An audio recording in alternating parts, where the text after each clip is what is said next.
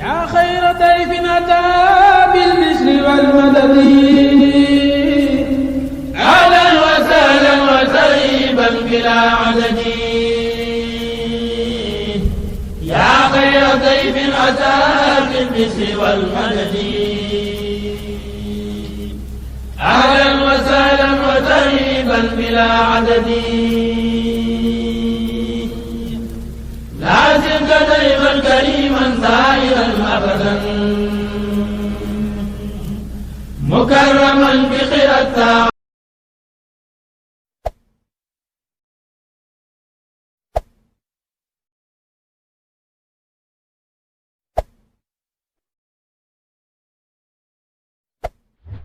يا خير ضيف اتى بالبشر والمدد أهلا وسهلا وترحيبا بلا عدد يا خير ضيف أتى بالبشر والمدد أهلا وسهلا وترحيبا بلا عدد. asalaamaaleykum wa rahmatullahi wa barakaatu. Mbokki jullit yi, mbokki taalibe yi, ñu ngi leen di ziyaare ci weeru koor bu màgg wu tedd wi te jiital ci suñu nuyoo Sëriñ Muntaxa Mbàkke Basiru, xalifa général kullu murit, di ko ñaanal yàlla mu yàggal ko fi lool te ànd ak wér ba mboolem naal yu mu naal la liggéeyal maamam ju tedd ji mu eggale ko ci jàmm. tey dellu di ñaanal yàlla borom subhaanahu wa taala mu jeexal fi mbas mu bon mi nga xamante ni dafa lëmbe àddina bi yépp. ñaan suñu borom bi mu jeexal ko ci nu mu gën a gaawee ba ñëpp mën a dellu ci seen yitte.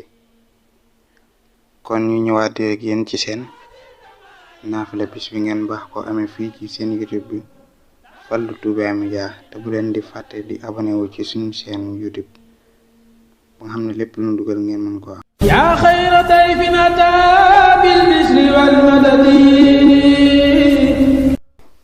kon ñu ñëw ak yéen ci seen naafila guddi ñaar fukkeel ga ak ñett. bismillah. guddi ñaar fukkeel ga ak ñett te ngay def ñeenti rakka bu ci nekk dangay jàng fatiha benn yoon ak isha jaa nasrullahi juróom benn yoon ak xul huwallahu ahad juróom benn yoon. ñu baamtu ko, mi ngi doon ñeenti rakka bu ci nekk dangay jàng fatiha benn yoon ak isha jaa nasrullahi juróom benn yoon ak xul huwallahu ahad juróom benn yoon.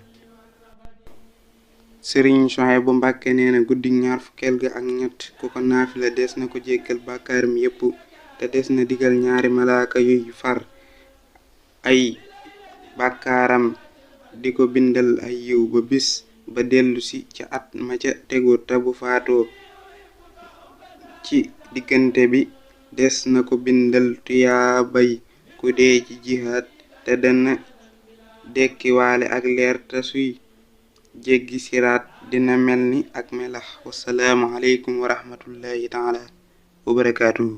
yaa xayra dayfin ataa bil bishri wal madadi ahlan wa sahlan wa tarhiban bilaa adadi yaa xayra dayfin ataa bil bishri wal madadi ahlan wa sahlan wa tarhiban bilaa adadi